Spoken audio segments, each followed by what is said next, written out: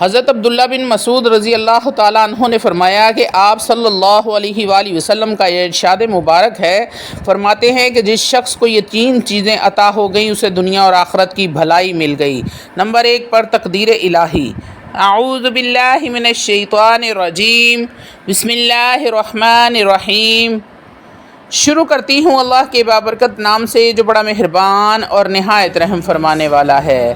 لاکھوں کروڑوں درود و سلام ہو کملی والے آقا محمد مصطفیٰ صلی اللہ علیہ وآلہ وسلم پر، جو خاتم النبیین ہیں، جو خاتم المرسلین ہیں، جن کے بعد نہ کوئی نبی ہے نہ رسول ہے۔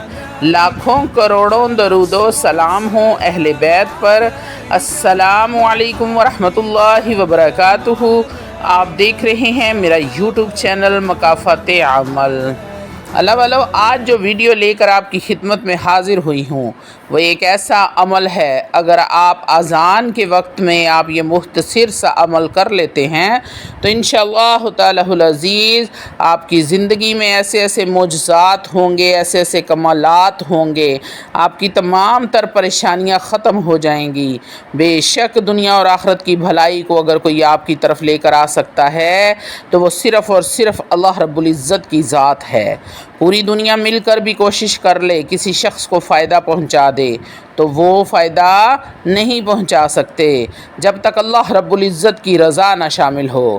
حضرت عبداللہ بن مسعود رضی اللہ تعالیٰ عنہ نے فرمایا کہ نبی کریم صلی اللہ علیہ وسلم کا یہ ارشاد مبارک ہے، فرماتے ہیں کہ جس شخص کو یہ 3 چیزیں عطا ہو گئیں اسے دنیا اور آخرت کی بھلائی مل گئی۔ نمبر 1 پر ہے تقدیر الہی پر راضی ہونا۔ جو شخص تقدیر الہی پر راضی ہوتا ہے اللہ رب العزت بھی اس پر راضی ہوتے ہیں۔ نمبر 2 ہر مصیبت پر صبر کرنا۔ صبر کرنے والے اللہ رب العزت کو بے حد پسند ہیں اور ان پر خصوصی رحمت ہوتی ہے جو بندہ صبر کرنا جانتا ہے۔ نمبر 3 خوشحالی میں دعائیں مانگنا۔ اللہ والو، جب پریشانی ہوتی ہے، ٹینشن ہوتی ہے، تب تو ہر بندہ کہتا ہے یا اللہ ایسے کر دے، یا اللہ ویسے کر دے۔ خوشحالی میں جب آپ دعائیں مانگتے ہیں، اللہ رب العزت کا شکر ادا کرتے ہیں، نفل پڑھتے ہیں، تو اللہ رب العزت آپ پر بے انتہا خوش ہوتے ہیں۔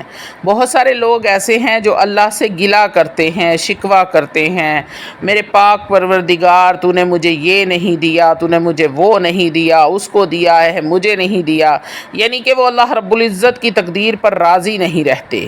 جس حال میں اللہ نے رکھا ہے خوش رہنا سیکھیں، اور اگر اللہ سے مانگنا چاہتے ہیں تو اللہ رب العزت کو اس طریقے سے اس سے مانگیں، یا میرے اللہ بے شک تو دلوں کے حال جاننے والا ہے، میرے مولا بے شک میں تیری رضا میں راضی ہوں، میرے مالک، میرے پروردگار، تو ہی میرا رب ہے، تو جس حال میں رکھے میں خوش ہوں، پر تیری رحمت بھی تو ہے، میں تجھے تیری رحمت کا واسطہ دیتی ہوں میرے اللہ، اپنی رحمت کے صدقے مجھے یہ عطا فرما دے، اپنے خزانوں میں سے، غیب کے خزانوں میں سے مجھے عطا فرما دے، میرا رزق وسیع کر دے، یا رب العالمین تو ہی میرا رب ہے، میں تجھ سے ہی مانگوں گا، نہ مجھے اپنی نمازوں کی ہے، نہ مجھے اپنے روزوں پر فخر ہے، نہ مجھے اپنی نمازوں پر فخر ہے، مجھے رحمت پر، تیری رحمت پر فخر ہے کہ تو میرا رب ہے، تو رحم کرے گا، تو کریم ہے، تو رحیم ہے، تو رحمان ہے، تو رب ذوالجلال والاکرام ہے میرے مولا۔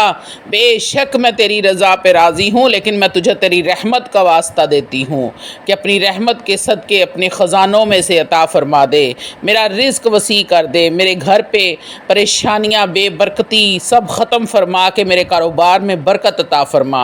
اللہ والو، جب آپ اس طریقے سے اپنے رب سے مانگیں گے تو دیکھیں کیسے آپ پر رب رحمت کی بارش کرتا ہے، کیسے آپ کا رزق وسیع ہوتا ہے۔ اللہ والو، مانگنے کا طریقہ سیکھو، جب آپ اللہ سے مانگتے ہیں اس کے ساتھ ضد لگا لیں کہ تو ہی میرا رب ہے، تو نے مجھے دینا ہے یا نہیں دینا، اگر نہیں دینا تو بتا میں کس در پہ جاؤں، میں کون سا میرا رب ہے دوسرا جس کے پاس میں جا کر مانگوں۔ جب آپ اس طرح ضد کر کے اپنے رب سے فریاد کریں گے تو ایسے رب کی رحمت جوش میں آئے گی کہ آپ کو فوری طور پر عطا ہو جائے گا۔ تو اللہ والو، مانگنے کا ڈھنگ سیکھیں، ہمیں تو مانگنے کا ڈھنگ ہی نہیں آتا، جس دن آپ کو مانگنے کا ڈھنگ آ گیا اس دن آپ کے بارے نیارے ہو جائیں گے۔ اللہ والو، اگر کوئی مصیبت کوئی پریشانی آ گئی ہے تو صبر کرنا سیکھیں۔ صبر اپنے نبیوں اور پیغمبروں کی طرف دیکھیں، ان کی لائف دیکھیں انہوں نے کیسی گزاری ہے، کتنا صبر فرمایا ہے انہوں نے، ان سے صبر کرنا سیکھیں۔ اور اللہ رب العزت فرماتے ہیں ان مع العسر یسرا، کہ ہر مشکل کے بعد آسانی ہے، کیونکہ جو شخص اللہ رسول اللہ کی محبت دل میں رکھتا ہے تو پھر اس پر آزمائشیں آتی ہی آتی ہیں۔ آپ پریشان نہ ہوا کریں، یہ اللہ رب العزت کے پیار کی نشانی ہے۔ اللہ والو، جب آپ پر کوئی آزمائش آتی ہے اور آپ صبر کرتے ہیں اور اپنے رب کو یاد کرتے ہیں تو آپ اپنی آزمائش میں پورے اترتے ہیں۔ حضرت ابو ہریرہ رضی اللہ تعالیٰ عنہ روایت کرتے ہیں، ایک آدمی نبی کریم صلی اللہ علیہ وآلہ وسلم کی خدمت میں حاضر ہوا۔ آپ صلی اللہ علیہ وآلہ وسلم لیٹے ہوئے تھے۔ آپ نے اس شخص سے آنے کی وجہ پوچھی تو آپ صلی اللہ علیہ وسلم نے فرمایا کہ میں بھوک کی وجہ سے لیٹا ہوا ہوں۔ یہ سن کر وہ شخص رونے لگا۔ پھر جا کر اس نے مزدوری کی، پانی کے چند ڈول، چند کھجوریں خرید کر لایا اور وہ کھجوریں لے کر نبی کریم صلی اللہ علیہ وآلہ وسلم کی خدمت میں حاضر ہوا۔ نبی کریم صلی اللہ علیہ وآلہ وسلم نے ارشاد فرمایا، میرا خیال ہے کہ تو نے یہ کام میری محبت میں آ کر کیا ہے۔ عرض کی، واقعہ ہی یا رسول اللہ، مجھے آپ سے بے پناہ محبت ہے۔ فرمایا، اگر تو سچا ہے تو مسلسل مصیبتوں کے لیے تیار ہو جا۔ خدا کی قسم، مجھ سے محبت کرنے والوں کے ساتھ مصیبتیں اس کی طرف سیلاب سے بھی زیادہ تیزی کے ساتھ آتی ہیں، جو پہاڑ کی بلندی سے جو پانی نیچے گڑھے میں گر رہا ہوتا ہے اس سے بھی زیادہ تیزی سے آتی ہیں۔ اللہ والو، جب آپ ان مصیبتوں سے، پریشانیوں سے آپ نکل آتے ہیں، تمام راحتیں آپ کا انتظار کر رہی ہوتی ہیں۔ اللہ والو، اپنی مصروف ترین زندگی میں سے 10 منٹ نکال کر اگر آپ اس ویڈیو کو دیکھ لیتے ہیں تو ہو سکتا ہے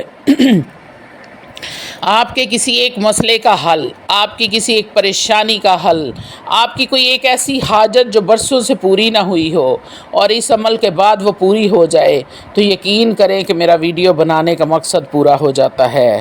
اللہ والو، روحانی اجازت کے لیے چینل کو سبسکرائب کر لیا کریں اور سبحان اللہ لکھ دیا کریں، آپ کو عمل کی اجازت اسی وقت مل جائے گی۔ اب آتے ہیں عمل کی طرف کہ آپ نے کرنا کیا ہے۔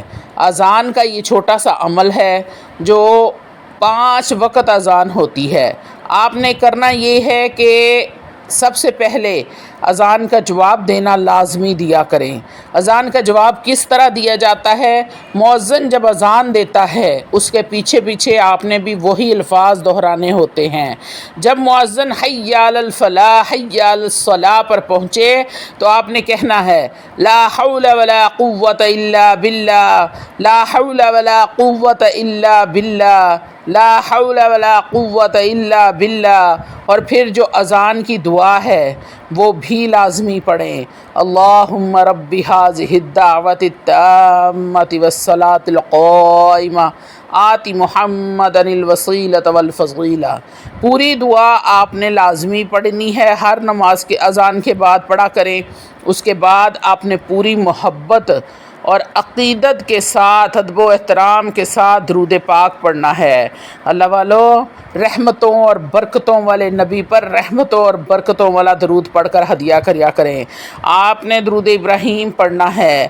اللہ والو، یہ چھوٹا سا عمل ہے، بالکل چھوٹا سا۔ اگر آپ اس عمل کو کرنا شروع کر دیتے ہیں تو اللہ رب العزت آپ کے نصیب میں ایسے 4 چاند لگا دیں گے، آپ کی قسمت بدل جائے گی، غیب کے خزانوں سے آپ کی مدد ہونا شروع ہو جائے گی۔ اللہ والو، بالکل چھوٹا سا عمل ہے، کوئی اس کی شرائط بھی نہیں ہے، بالکل آپ نے کوئی بھی ایسا کام نہیں کرنا کہ جس کی پابندی ہو کہ آپ نے وضو کرنا ہے، جائے نماز پہ بیٹھنا ہے، اتنی تعداد میں پڑھنا ہے، ایسے کرنا ہے، ویسے کوئی بھی اس کی شرط نہیں ہے، بالکل چھوٹا سا معمولی سا عمل ہے۔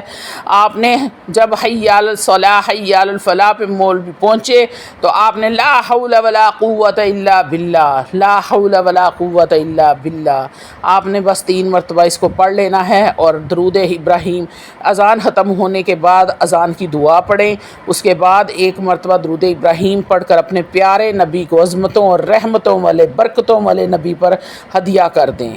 تو اس کے بعد پھر دیکھیں جب آپ اس عمل کو شروع کر دیں گے تو دنوں میں کیسے آپ کے گھر میں برکتیں اور رحمتیں نازل ہوتی ہیں، کیسے آپ کا کاروبار چمکتا ہے، پھر دنیا میں عزت، شہرت، دولت، مقام، رتبہ، پیسہ، کوئی بھی چیز ایسی نہیں جو آپ کو اللہ رب العزت عطا نہ فرمائیں۔ تو اللہ والو اس عمل کی پابندی لازم